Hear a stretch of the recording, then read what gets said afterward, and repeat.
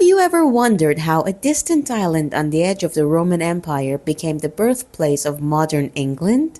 The answer lies in a turbulent chapter of history, the Anglo-Saxon invasion of Britain.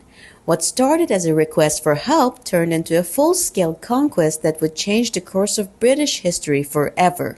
In today's episode of History Mysteries, we unravel the dramatic events, powerful figures, and lasting legacy of the Anglo-Saxons. Stay tuned as we dive deep into the origins of England itself. Chapter 1. The Collapse of Roman Britain, 410 AD. The story of the Anglo-Saxon invasion begins with the collapse of Roman rule in Britain around 410 AD.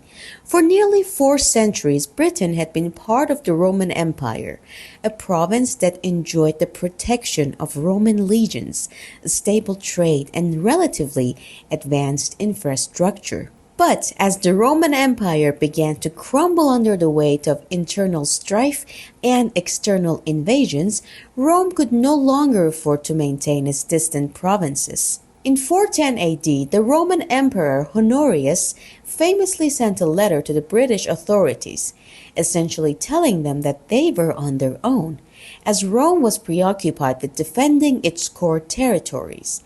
With the Roman legions gone, Britain was vulnerable to raids by northern tribes like the Picts and Scots.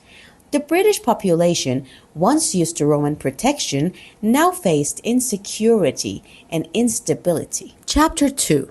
Enter the Anglo-Saxons, mid-5th century. In desperation, the native Britons turned to foreign mercenaries for protection. The first of these groups to arrive were the Anglo-Saxons.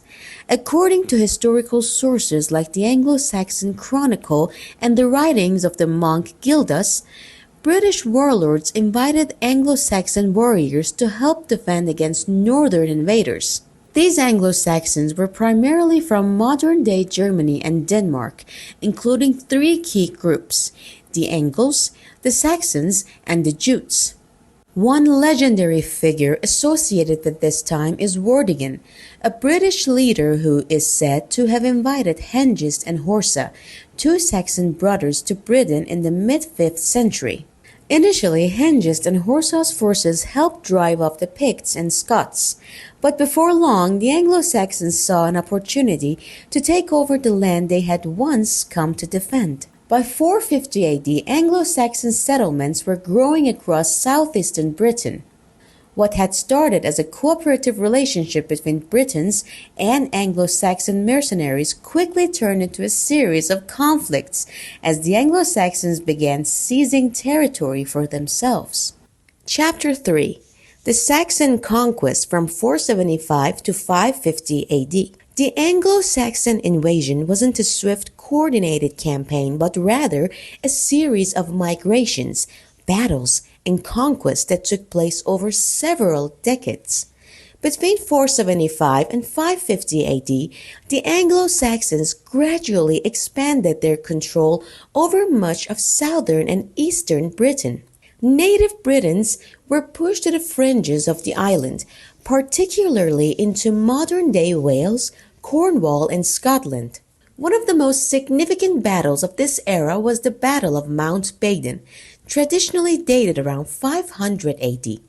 While details are scarce, this battle is believed to have been a major victory for the Britons against the Anglo-Saxons, temporarily halting their advance. Some historians even associate the legendary King Arthur with this period, although concrete evidence of his existence is lacking. Despite occasional setbacks, the Anglo-Saxon domination of Britain continued. The Britons, weakened and divided, could not stem the tide of these powerful new settlers. Chapter 4. The Heptarchy and Key Anglo-Saxon Kingdoms. As the Anglo-Saxon tribes solidified their control over Britain, they began to form distinct kingdoms. By the 7th century, these kingdoms came to be known as the Heptarchy, a term that refers to 7 major Anglo-Saxon kingdoms. Wessex, led by the West Saxons. Mercia, located in the Midlands and often the most dominant of the Anglo-Saxon kingdoms. Northumbria, which controlled much of the north. East Anglia, home to the Angles. Kent, originally ruled by the Jutes, with a notable figure being Ethelbert of Kent.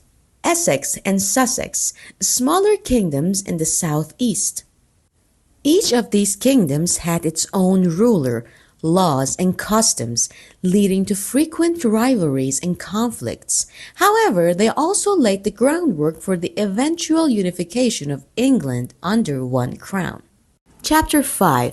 The Conversion to Christianity, 597 AD.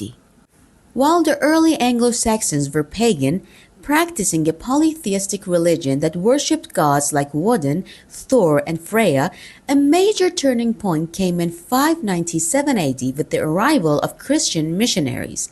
Pope Gregory the Great sent Augustine, later known as Saint Augustine of Canterbury, to convert the Anglo-Saxon kingdoms to Christianity.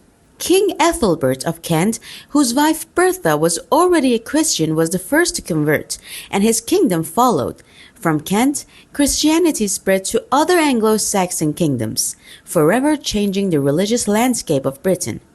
The establishment of churches, monasteries, and the Christian faith played a crucial role in uniting the Anglo-Saxon kingdoms and connecting them to the wider European world. Chapter 6. The Anglo-Saxon Legacy. The Anglo-Saxon era came to an end in 1066 with the Norman conquest, but its legacy is still felt today. The Anglo-Saxons gave Britain its early language, Old English, which evolved into the modern English we speak today. They established legal and governmental systems, some of which laid the foundation for English common law. The division of England into shires, the establishment of local courts, and the concept of the Witan, Council of Wise Men, all stemmed from Anglo-Saxon governance. Moreover, their conversion to Christianity left a lasting religious and cultural impact. Monasteries became centers of learning, preserving knowledge, and recording history, including key texts like the Anglo-Saxon Chronicle. The Anglo-Saxon invasion didn't just reshape Britain, it laid the foundation for what would become England. From the establishment of the English language to the creation of early kingdoms and the spread of Christianity, the impact of this period is still felt today. Thank you for joining us on this journey through one of the history's great turning points. If you enjoyed this episode of History Mysteries, be sure to like, share, and subscribe. There are more fascinating stories just waiting to be uncovered, right here, where history's mysteries come to life.